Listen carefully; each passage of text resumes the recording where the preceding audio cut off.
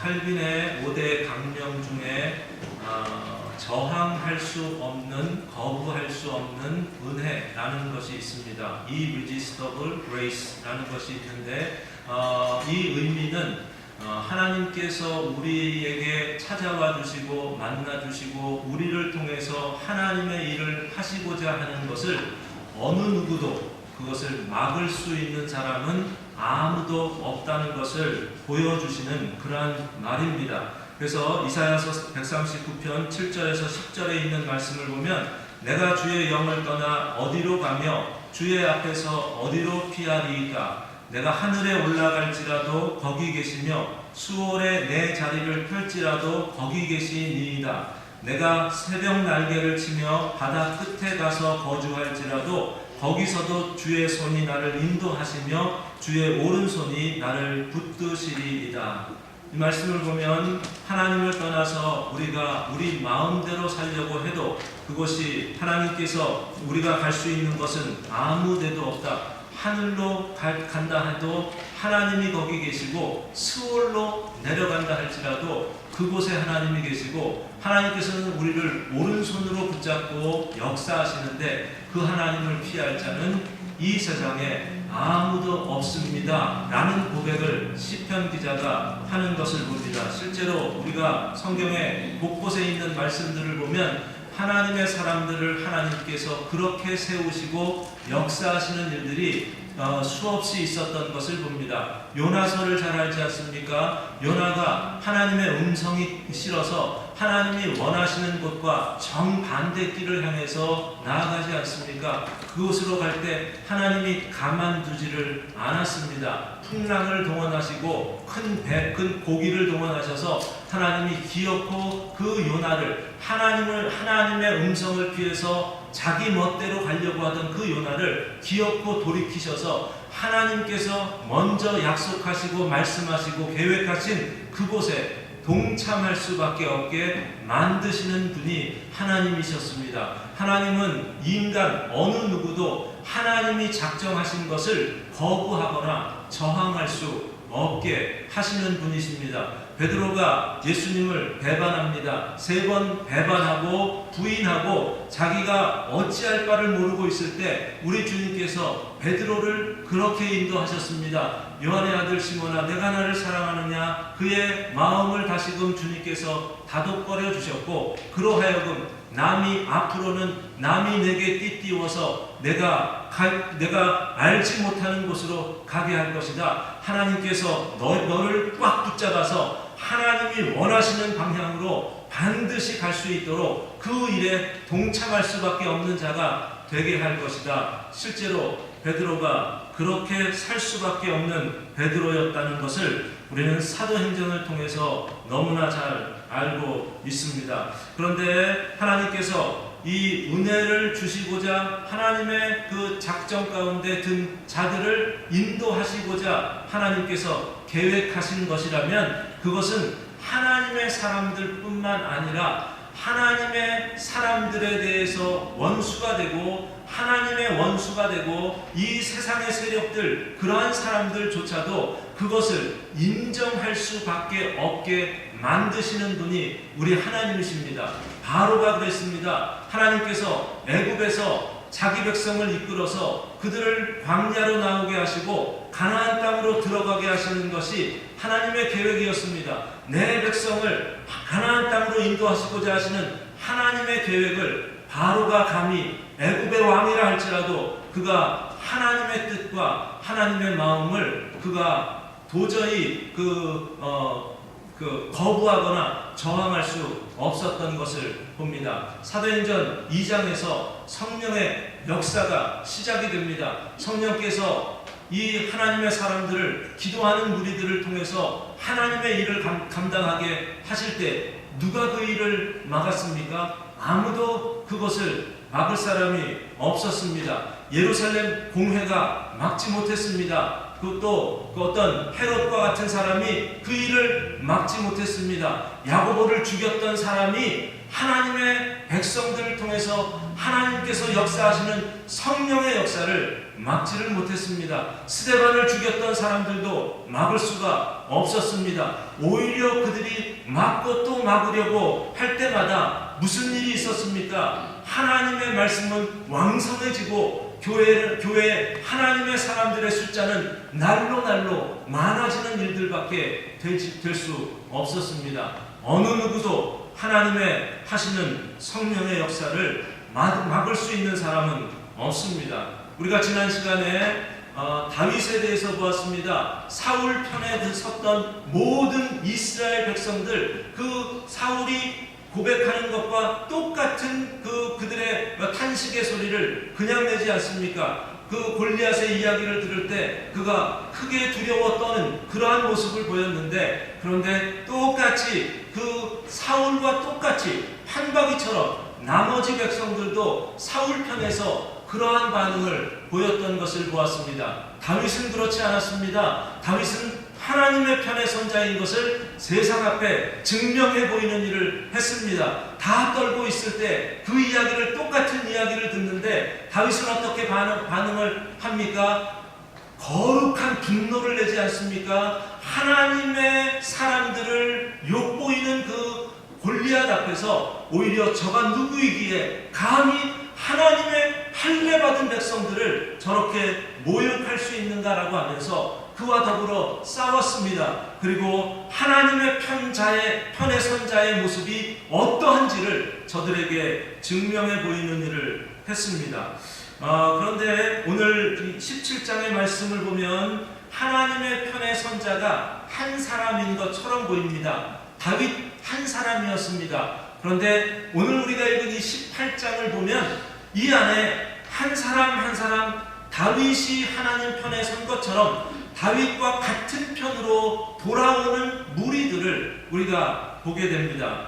하박국서 2장 14절을 보면 이런 말씀이 있습니다. 이는 물이 바다를 덮은 같이 여호와의 영광을 인정하는 것이 세상에 가득함이니라. 물이 그 바다를 다 덮어버리는 것처럼 하나님께서 영광으로 인도하시는 그 하나님의 영광의 역사들은 가득하게 될 수밖에 없고, 그것을 거부할 수 있는 어떤 세상의 물질이나 그 자연이나 이런 것들은 있을 수 없다라는 것을 이야기를 하는데, 마치 그런 것 같습니다. 하나님께서 지금 다윗을 통해서 시작을 하셨습니다. 다윗이라는 한 사람을 통해서 하나님의 편에 선 것이 이처럼 대단한 놀라운 일이다라는 것을 보여주셨습니다. 그리고 하나님은 그 영광을 이 다윗을 비롯해서 모든 이스라엘 백성들이 함께 그 영광 가운데 임하는 것들을 보게 하셨습니다. 인정할 수밖에 없게 하셨습니다. 그들의 고백도 다윗의 고백과 같은 고백이 되게 하신 겁니다.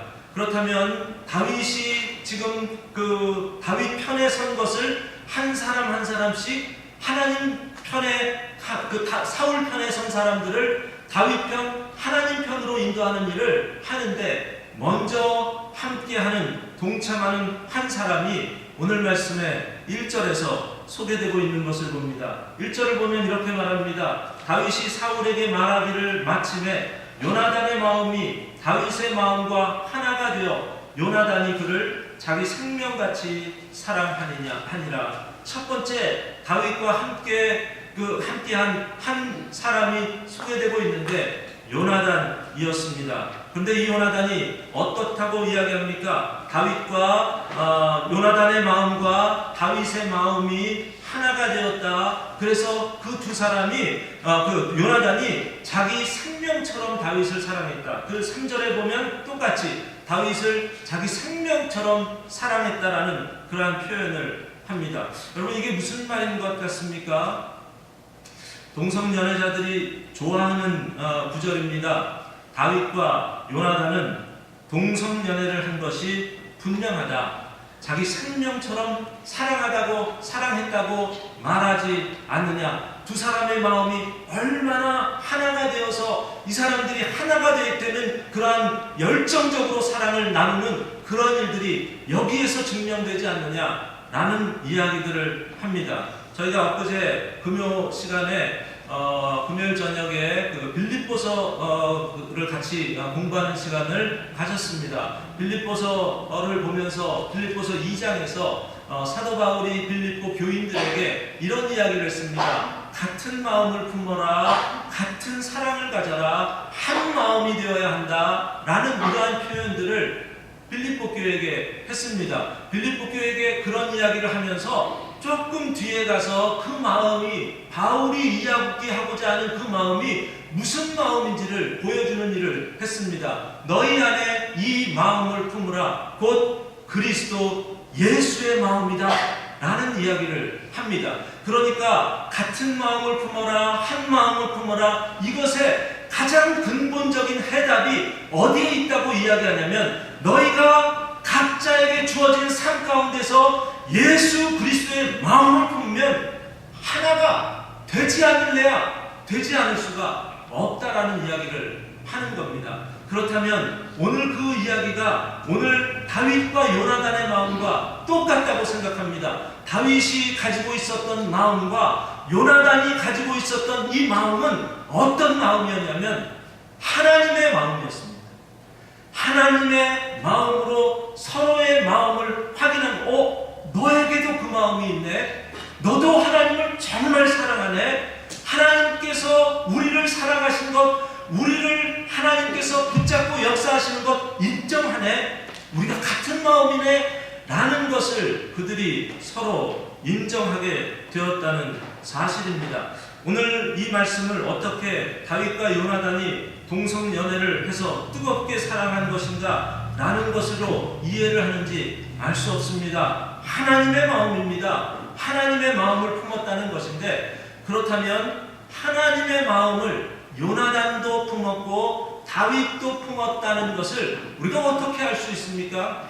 알 수 있는 것을 어디에서 알 수 있냐면 그들의 고백 가운데서 알 수 있습니다. 먼저 요나단의 고백을 우리가 생각해 보신다면 이미 보았던 말씀입니다. 요나단이 하나님을 이렇게 고백한 적이 있습니다. 14장에 있는 말씀을 보면 요나단이 블레셋 사람들을 보면서, 이 블레셋 사람들을 보면서 고백한 그 고백이 이런 고백이 있습니다. 요나단이 자기의 무기를 든 소년에게 이르되 우리가 이 할례 받지 않은 자에게로 건너가자. 여호와께서 우리를 위하여 일하실까 하노라. 여호와의 구원은 사람이 많고 적음에 달리지 아니하였다. 할례 받지 못한 저 사람들, 우리는 할례 받은 하나님 편의 선자들인데 어떻게 이 싸움에서 우리가 질까 이길까를 가지고 염려하느냐? 여호와의 구원은 사람의 많고 적음에 있지 않지 않느냐? 우리 둘이 그냥 가서 싸우자. 하나님은 우리 편이시다. 저 사람들은 우리 편이 아니라 하나님 편이 아니다. 할례 받지 못하는 사람들이다. 여러분, 이 고백을 지난주에 우리가 보지 않았습니까? 다윗의 고백 가운데서 똑같이 보지 않았습니까? 지난 시간에 17장에서 다윗이 17장 26절을 보시면 다윗이 이러한 고백을 합니다. 26절 중간을 보면 이 할례 받지 않은 블레셋 사람이 누구이기에 살아계시는 하나님의 군대를 모욕하겠느냐. 하나님의 살아계시는 군대를 모욕할 수 없다. 하나님의 통치 가운데 있는, 우리 편에 있는, 하나님 편에 있는 사람을 우리 편에 없는 할례 받지 못한 저 백성이 어떻게 우리를 모욕할 수 있느냐. 똑같은 DNA를 다윗과 요나단이 가지고 있었던 것을 봅니다. 이들은 거부할 수 없는 하나님 편에 설 수밖에 없었던 사람들인 것을 봅니다. 사실 하나님은 하나님의 사람들을 하나로 묶어서, 야, 이 사람들은 내 백성이야, 내 편이야 라는 작업들을 하나님은 수없이 하셨던 것을 봅니다. 하나님께서 그런 작업을 하신 것 중에 한번 상상해 보십시오. 여러분이 호텔을 가셨습니다. 호텔을 갔는데 어느 세미나를 참석하게 되면 요즘에는 그 호텔 안에서 어느 한 그룹이 세미나를 하면 이런 표시를 합니다. 이 사람들에 대해서, 이 사람들은 세미나에 온 사람들이다 라는 것을 표시하기 위해서 꼭 무슨 그 명찰을 달고 다니라고 한다든지 아니면 그 고무 밴드랑 같은 것을 이렇게 그 손목에 차고 다니라고 해서 일반 호텔 투숙객들과 세미나에 참석하는 그 사람들과 구분하는 그러한 일들을 합니다. 표시를 하는 겁니다. 요 사람들은 이런 사람이야 라는 표시를 하는 건데, 하나님께서 하나님의 백성들을 그런 식으로 표시하는 일들이 있습니다. 어떤 일을 통해서 하나님께서 그 일을 하셨냐면 할례입니다. 여러분, 그 할례라는 것이 대표적으로 이 사람들은 내 사람들이야 라는 것을 표시하는 작업을 하신 것 가운데 하나입니다. 창세기 17장을 보면 하나님께서 이스라엘 백성들 아브라함에게 할례 예식을 행하도록 합니다. 그런데 할례 예식을 행하면서 17장을 여러분이 나중에 보시면 할례라는 단어와 또 많이 17장에서 같이 언급된, 여러 번 언급되는, 반복해서 언급되는 단어가 있는데 무슨 단어일 것 같습니까? 언약이라는 단어입니다. 할례와 언약이라는 단어는 하나와 같은 단어입니다. 언약의 백성이다라는 이 말은 하나님 편에 선 자들이다 라는 의미를 가지고 있습니다. 그러니까 오늘 다윗이 이야기한 것과 요나단이 이야기한 것이 이해가 되지 않습니까? 블레셋 사람들을 향해서 뭐라고 이야기합니까? 저 할례 받지 못한 백성이라고 이야기합니다. 다른 말로 하면 우리 편이 아닌 자들이라는 이야기를 하는 겁니다. 우리는 같은 편이네, 요나단과 다윗은 서로 같은 편이네 라는 것을 확인하는 것을 하기 위해서 오늘 말씀 3절을 보십시오. 같이 한번 읽습니다. 요나단은 다윗을 자기 생명같이 사랑하여 더불어 언약을 맺었으며 라고 하고 있습니다. 언약을 새롭게 맺었다는 의미보다는 그들은 하나님의 편에 선 자들이다 라는 것을 스스로가 확인하는 그러한 일을 했다고 보아야 하는 겁니다. 요나단은 다윗과 같은 편이었습니다. 그런데 요나단이 다윗과 같은 편에 서게 되었다는 것에 대해서 사울은 어떤 생각을 가졌을 것 같습니까? 사울은 오히려 평생을 통해서 요나단이 자기 아들 아닙니까? 요나단은 자기 아들이기 때문에 항상 그의 마음 가운데는 어느 누구보다 요나단은 내 편이다라는 그러한 생각들을 가지고 있었던 사람입니다. 여러분 14장에 있는 말씀을 아까도 잠깐 언급을 했는데 14장을 보면 요나단이 자기 병기를 맡은 사람과 두 사람에서 블레셋과의 전쟁을 일으켜서 완전히 이 전쟁의 분위기가 이스라엘 편으로 바뀌게 만듭니다. 그때 그것을 편승해서 사울이 이런 이야기를 이스라엘 백성 앞에 명령을 합니다. 내가 내 원수에게 보복하는 때까지 아무 음식을 먹으면 저주를 받을 것이다. 너희 중에 한 사람도 이 전쟁이 끝날 때까지 음식을 먹는 자는 저주를 받는다 라는 이야기를 한 겁니다. 이 명령을 누가 어기냐면 보지 않았습니까? 우리가 이미 요나단이 어기지 않습니까? 요나단이 이미 그 전쟁을 자기 병기든 자와 같이 싸웠기 때문에 뭐 하루 종일 싸우다가 너무 힘이 드니까 뭔가 먹을 거를 찾았는데 꿀이 있는 것을 보고 막대기로 지팡이로 꿀을 찍어가지고 그거 하나 먹었더니 눈이 밝아졌다. 이런 말씀이 있습니다. 요나단이 먹을 것을 먹었습니다. 근데 사울은 그것을 알지 못하고 그냥 하나님 앞에 하나님 이 전쟁에서 누가 이길 겁니까? 이기게 해주실 겁니까? 하나님이 응답을 하지 않습니다. 그러니까 이 사울이 어떻게 합니까? 야, 누구 안에 죄가 있는지 좀 알아보자. 누군가 하나님 앞에 잘못한 것 같다 라고 하면서 편가르기를 한 거 아십니까? 편가르기를 했습니다. 누구 편과 누구 편으로 나눴습니까? 이스라엘 온 백성을 한편에 서게 하고, 그리고 자기와 누구입니까? 요나단, 자기의 아들 요나단을 한편으로 세웠습니다. 왜 사울이 요나단을 자기와 한편으로 세웠냐면 요나단은 내 편이야. 이게 그의 평생에 가졌던 생각입니다. 내가 죽는다 할지라도, 내가 왕의 왕권을 잃어버린다 할지라도 누가 왕위를 계승할 자라고 생각했냐면 요나단이 왕위를 계승할 자다라는 생각을 그가 죽을 때까지 가지고 있었던 것을 봅니다. 요나단은 자기 편이었습니다. 그런데 자기 편인 줄 알았는데 밝혀진 것을 보니까 누구에게 그 원인이 있었다는 것을 압니까? 요나단에게 있었던 것을 압니다. 요나단과 사울은 하나가 아니었습니다. 같은 편이 아니었습니다. 하나님께서 그것을 알려주셨음에도 불구하고 사울은 끝까지 요나단을 자기 편으로 그렇게 생각하는 일이 있습니다. 오늘 말씀을 보니까 요나단은 정말 사울 편이 아닙니다. 요나단은 누구 편이었습니까? 다윗 편이었고, 요나단은 누구 편이었습니까? 하나님 편의 선자였다는 것을 이 말씀이 우리에게 보여주고 있습니다. 요나단으로 시작했습니다. 한 사람 한 사람 계속해서 다윗이 선 하나님 편으로 돌아오는 작업을 하나님께서 하시는 것을 봅니다. 5절에 있는 말씀을 보십시오.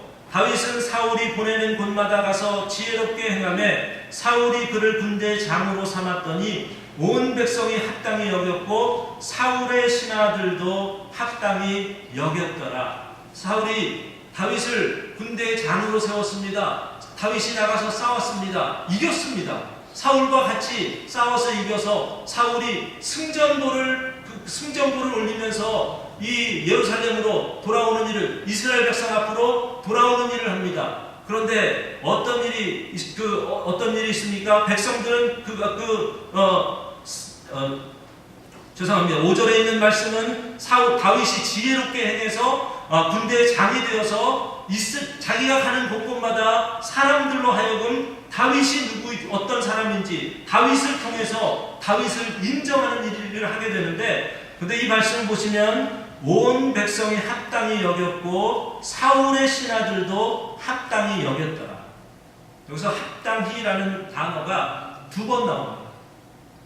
합당히라는 단어의 어원 가운데는 어떤 어원이 있냐면 모으다라는 뜻이 있습니다.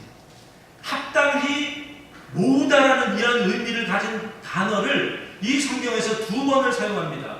그런데 다윗이 군대의 장이 된 것을 누가 합당히 여깁니까? 온 백성이 합당히 여겼습니다. 온 백성이 누구에게로 모아지고 있는 겁니까?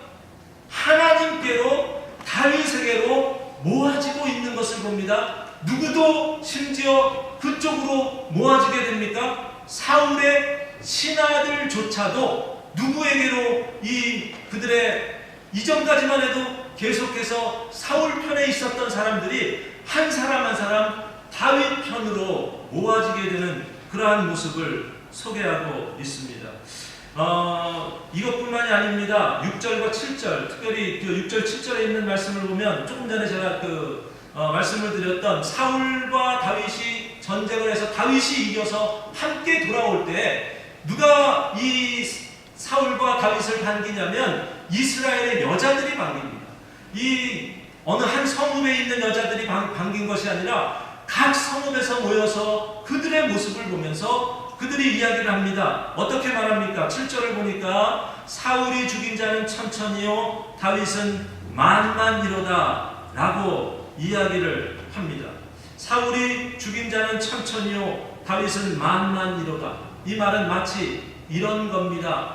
우리는 사울 편이기보다 다윗 편이다. 다윗을 더 인정한다. 그러한 표현을 가지고 있습니다. 그들도 사울 편에서 다윗 편으로 계속해서 자신들의 인생을 누구에게 걸냐면 하나님의 편에 속하는 것이 사는 길이다라는 것으로 그들의 고백이 바뀌어지고 있는 것을 봅니다.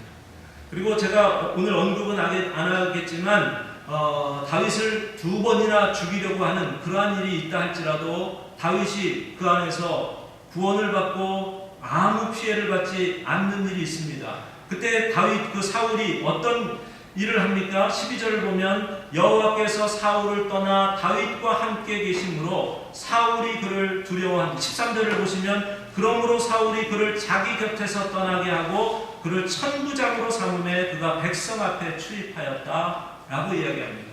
지금 사울은 다윗이 두려웠습니다. 그래서 다윗을 자기 곁에 더 이상 수금을 타는 자, 악령이 씌울 때 이 수금을 타서 조금 가라앉는 일이 있는데 더 이상 그렇게조차 하고 싶지 않았습니다. 그래서 자기를 떠나서 천부장이 되게 하였습니다. 여러분, 이미 5절에서 보았습니다. 다윗을 사울이 어떤 사람으로 세웠습니까? 군대의 장으로 세웠답니다.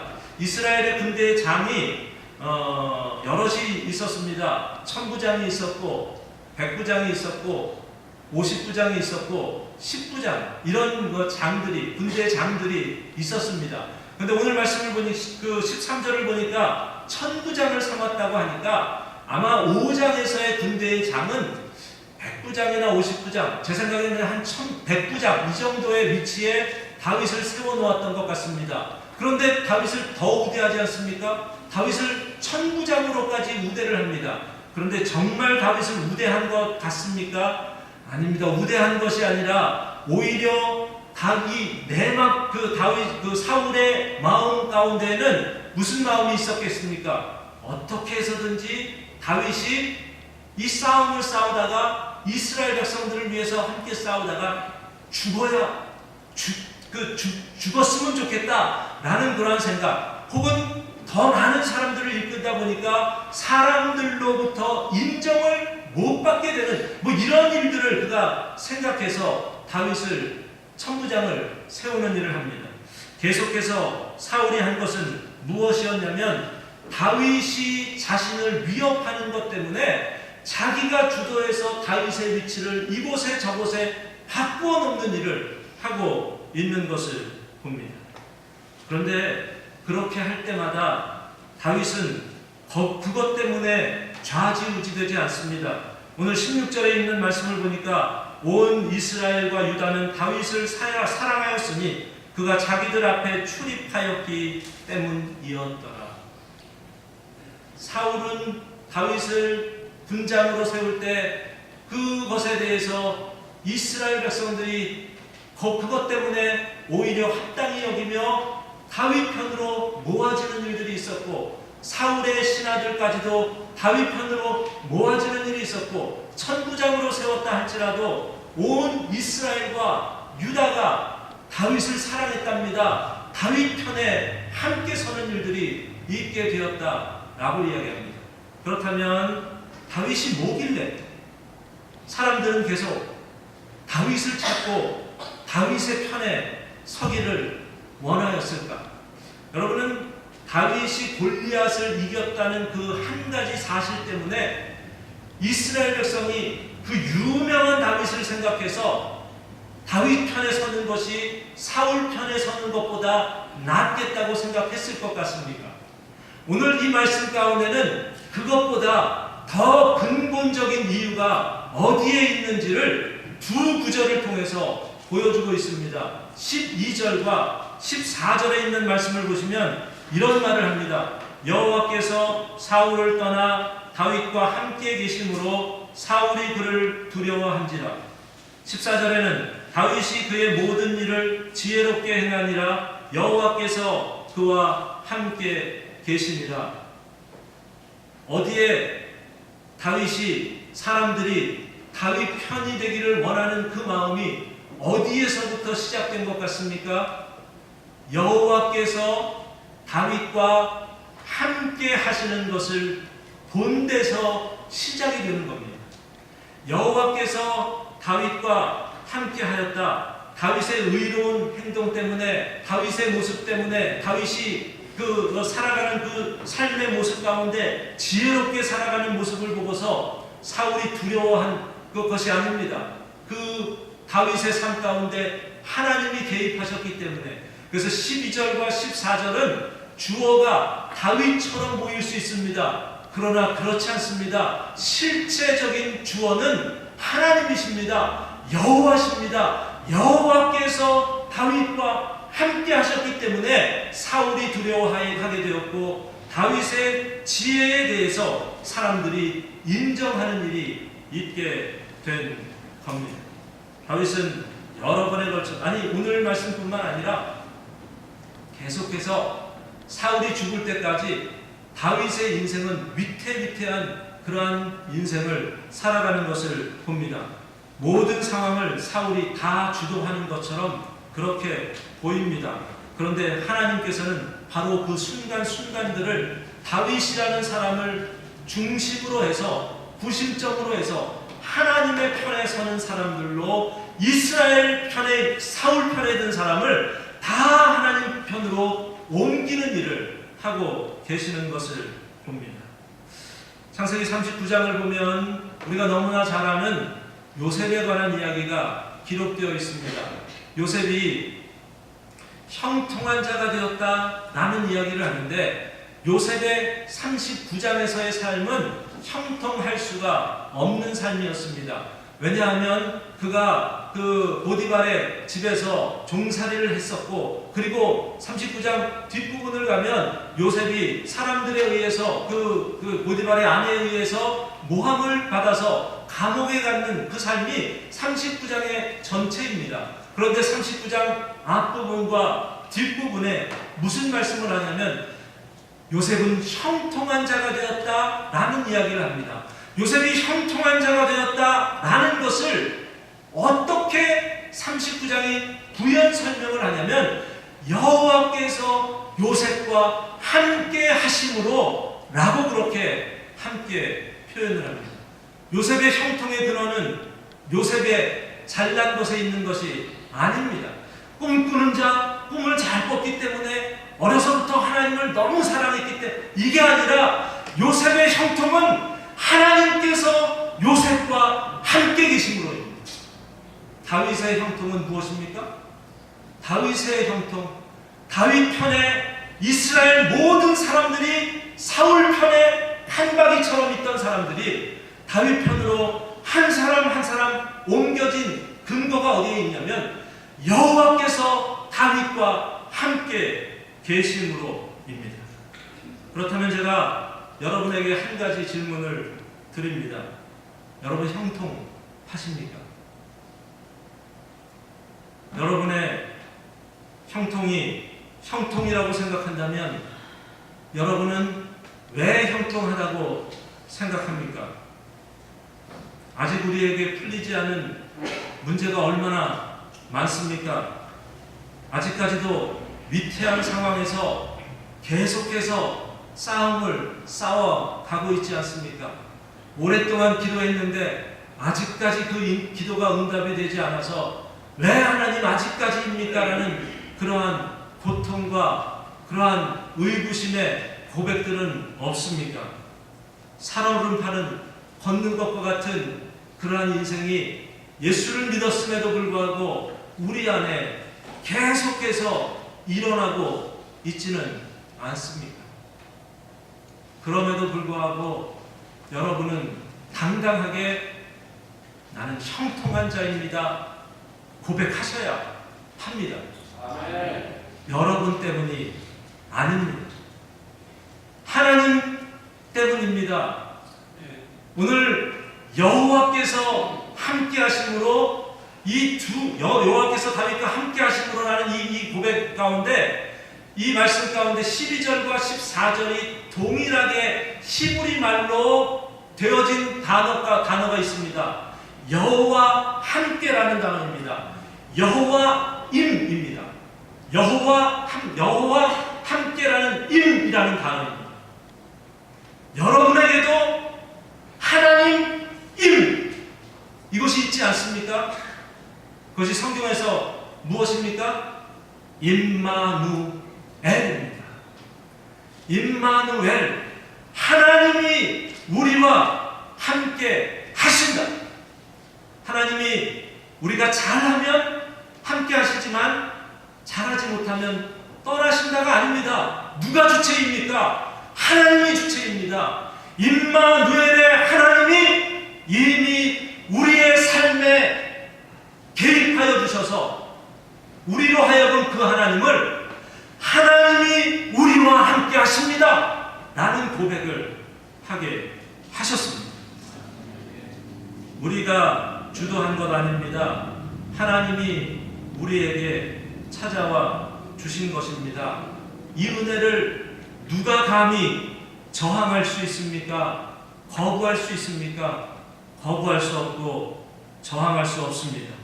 죄인일 때 이미 우리를 찾아와 주셨고 만나 주신 하나님, 그리고 우리에게 약속까지 허락해 주신 우리 주님, 내가 세상 끝날까지 너희와 항상 함께 있으리라 약속하신 그 임마누엘의 주님이 우리의 주님이라고 믿는다면, 아까 물이 바다를 덮은 같이 하나님의 영광으로 가득하게 하시겠다는 하나님의 약속은 저항할 수 없는 것이고 거부할 수 없는 것이고 우리의 입술로 인정할 수밖에 없는 겁니다.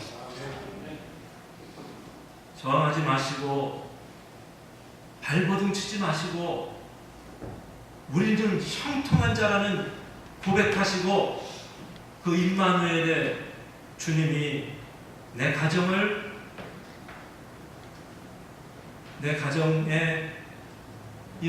정말 안타까운 그런 상황들이 있다 할지라도 우리 하나님께서 이 가정을 지켜주시고 이 교회를 지켜주시고 하나님의 역사 가운데 우리가 동참하는 자들로 그렇게 살아가야 할 줄로 믿습니다.